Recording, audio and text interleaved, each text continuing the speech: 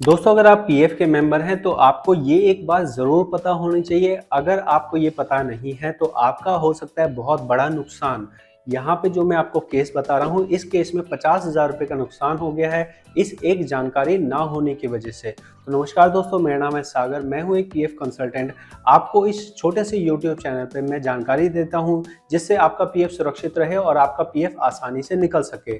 तो अगर आपको ये काम पसंद आए तो आप सब्सक्राइब करके सपोर्ट कर सकते हैं। आज की वीडियो के अंदर हमारा जो मेन टॉपिक है वो ये है कि बहुत बार मेंबर क्या करते हैं, अपना पीएफ का तो पैसा निकाल लेते हैं लेकिन पेंशन का पैसा नहीं निकालते हैं। तो पेंशन का पैसा आपको लगेगा भाई ऐसा कैसे हो सकता है, पीएफ निकाल लिया पेंशन नहीं निकाला। दोस्त, मैंने बहुत बार देखा है कि मेंबर अपना पीएफ निकाल लेता है लेकिन पेंशन नहीं निकालता है। मैं आपको यहाँ जो दिखा रहा हूँ लाइव एग्जाम्पल दिखा देता हूँ। इसकी वजह क्या होती है ये एक बार समझते हैं। देखो, जब हम होम पे जाते हैं तो यहाँ हमें जो बैलेंस नज़र आता है वो सिर्फ पीएफ का नज़र आता है। तो अक्सर जो मेंबर होते हैं वो इतना जागरूक नहीं होते हैं कि उनको ये भी पता लगे कि इस बैलेंस के अलावा भी हमारा कोई बैलेंस है। तो यहाँ पे आप अगर देखेंगे तो हमारे पास दो आईडी हैं, दोनों के अंदर 0-0 हो गया है। अब अगर मैं आपको क्लेम पे ले चलूँ और यहाँ पे आपको सेटल क्लेम में दिखाऊँ, तो सेटल क्लेम में जब हम नीचे चल रहे हैं तो हमारे पास फॉर्म नंबर 19, सिर्फ फॉर्म नंबर 19 दिखा रहा है 2021 का, और यहाँ पे जो आईडी है 926 है। तो 926 के अंदर में हमने सिर्फ 19 नंबर पैसा निकाला है जिसमें हमें 4,900 रुपये निकले हैं।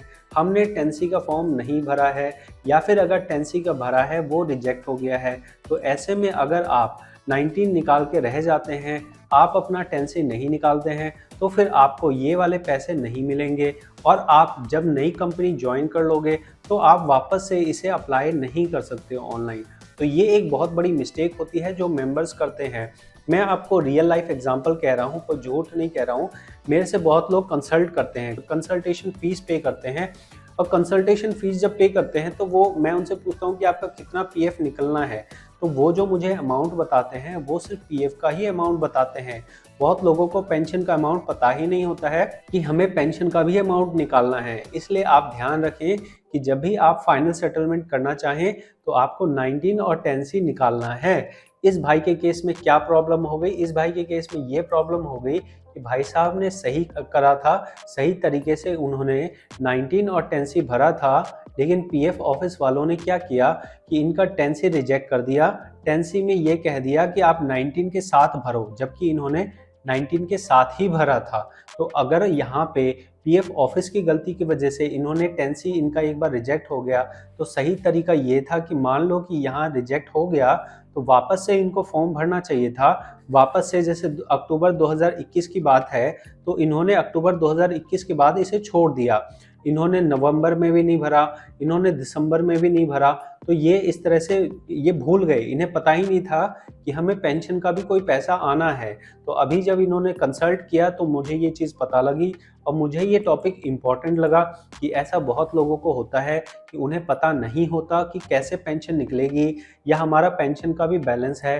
तो मैं पीएफ ऑफिस से एक रिक्वेस्ट करना चाहूँगा कि यहाँ पे जो आप बैलेंस लिख रहे हैं, इस बैलेंस के साथ में यहाँ पे आपको लिखना चाहिए कि ये हमारा पीएफ का बैलेंस है।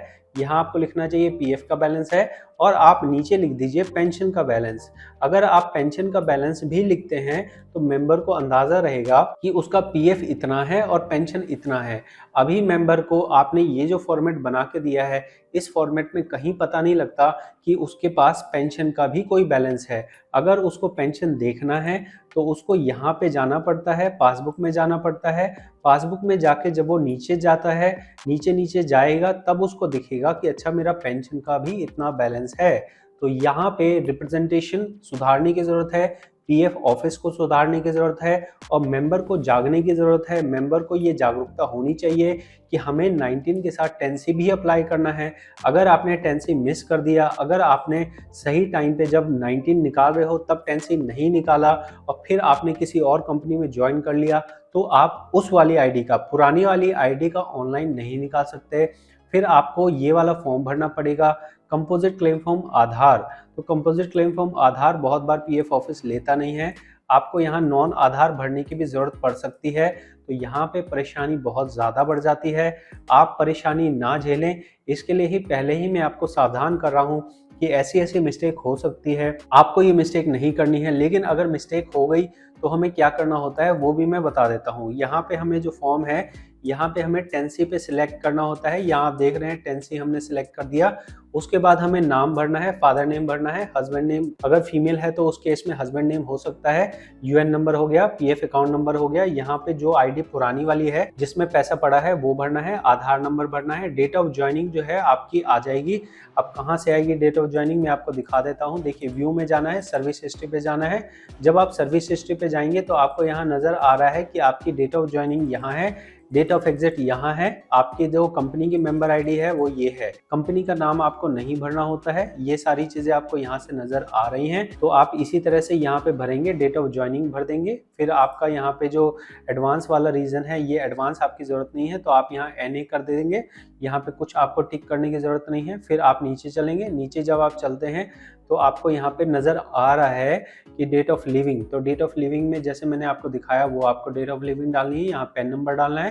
देखो हमारे केस में क्या हो रहा है, हमारे केस में हम पेंशन निकाल रहे हैं, तो हम पेंशन अगर निकाल रहे हैं ना तो यहाँ पे टैक्स कटने की कोई बात नहीं होती है, इसलिए हमें 15G नहीं भरना है। चाहे आपकी पेंशन 70,000 हो, 80,000 हो, आपको नहीं भरना है, ठीक है। फिर आपको यहाँ पे रीजन डालना है, एग्जिट रीजन। तो ज़्यादातर में शॉर्ट सर्विस होती है, आपको शॉर्ट सर्विस डालना है। यहाँ आपने एड्रेस भरना है जो आधार कार्ड पे है, यहाँ पिन नंबर डालना है और फिर आप नीचे चलेंगे। नीचे चल के आपको यहाँ पे अपना साइन कर देना है। और जो नीचे चीज है ये आपको कोई प्रिंट आउट निकालने की जरूरत नहीं है। आप जब प्रिंट आउट निकालें तो सिर्फ ये पहले पेज का प्रिंट आउट निकालें। इसके साथ में आपको डॉक्यूमेंट क्या क्या देना है मैं आपको बता देता हूँ। वापस से यहाँ ले आया हूँ। अगर आपको अभी तक अच्छी लग रही हो वीडियो तो आप सब्सक्राइब कर दीजिएगा सपोर्ट करने के लिए। फिर मैं आपको आगे यहाँ बता रहा हूँ। देखो अब आपको एक लेटर लिखना होगा। लेटर में आप ये लिखेंगे कि मेरा 19 सेटल हो गया, 10C मैंने सेटल नहीं किया या अप्लाई नहीं किया या रिजेक्ट हो गया था। फिर मैं आज के टाइम पे मुझे ये चीज़ समझ आई है तो मैं यहाँ पे वापस से 10C भरना चाहता हूँ। कृपया करके मेरा फॉर्म स्वीकार किया जाए और स्वीकार करके जो इस आईडी में पैसा पड़ा है वो मुझे दिया जाए। मैं अपना CCF आधार भर रहा हूँ, CCF आधार।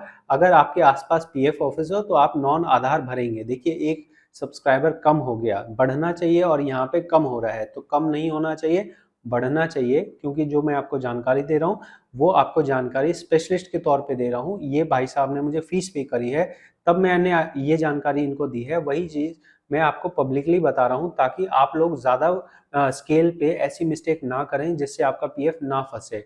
तो यहाँ हमने क्या भरा, हमने कंपोजिट क्लेम फॉर्म आधार भर दिया।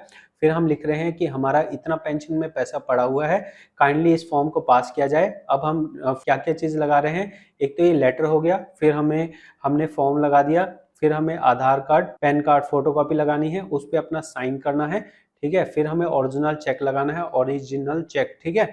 फिर हमें चौथे नंबर पे जो है पासबुक डाउनलोड कर लेनी है। जिस पासबुक पे हमारा ये बैलेंस नजर आ रहा है वो पासबुक डाउनलोड कर लेनी है। उसके बाद ये सारी चीजें जो है कोरियर बनाना है और कोरियर कर देना है। अगर आप PF ऑफिस जा सके तो बहुत ही अच्छा है, अगर PF ऑफिस ना जा सके तो आप कोरियर कर सकते हैं PF ऑफिस में। तो ये सारे प्रोसेस करना होगा आपको, तब जाके आपका होगा।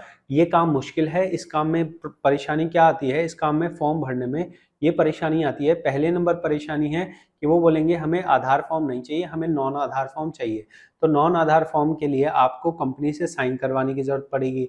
अभी मेंबर रहता है एक जगह पे, कंपनी रहती है किसी और जगह पे, PF ऑफिस रहता है कहीं और। तो इस वजह से आप क्या होगा कि आपका फॉर्म ही नहीं बन पाएगा। दूसरा पॉइंट आएगा कि अगर मान लीजिए आपका फॉर्म बन गया तो फिर वहां पे प्रॉब्लम आती है फादर नेम को लेके। फादर नेम अगर आपका मिसमैच हो रहा है, जैसे PF के रिकॉर्ड में आपका एक फादर नेम है, आपके आधार कार्ड पैन कार्ड पे फादर नेम कुछ और है, तो वो भी एक प्रॉब्लम वाली बात आ जाती है। उसके लिए भी वो आपका फॉर्म लेंगे ही नहीं। तीसरी प्रॉब्लम आती है चेकबुक की।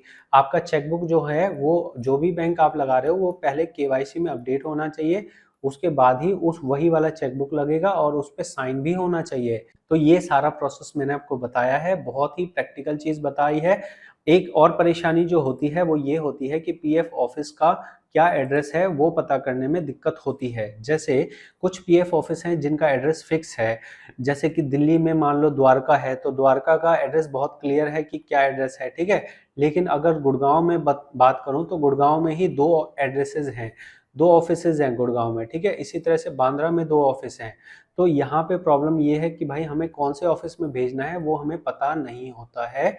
तो पीएफ ऑफिस से रिक्वेस्ट है कि जब आप किसी पासबुक को डाउनलोड करके देते हैं तो उसमें कृपया करके पासबुक पे ये भी मेंशन कीजिए कि हमारे पीएफ ऑफिस का एड्रेस क्या है, हमारे पीएफ ऑफिस का जो है मोबाइल नंबर क्या है, ये आपको मेंशन करके देना चाहिए। अब ये तो एक्सपेक्टेशन वाली बात हो गई, रियलिटी ऐसा नहीं है। जो पासबुक होता है वहाँ पे आपको पीएफ ऑफिस का नाम भी नहीं आता है। अगर मैं आपको यहाँ दिखाऊं तो थोड़ा मेरे को एडिट करना पड़ेगा, लेकिन कोई बात नहीं, यहाँ हम डाउनलोड करते हैं। ये हमने डाउनलोड कर लिया। अब आप यहाँ देखिए कि यहाँ पे कहीं पे भी ये नहीं लिखा है कि हमारा पीएफ ऑफिस कौन सा है। मैं आपको जो रेलेवेंट पार्ट है वो जूम करके दिखा रहा हूँ।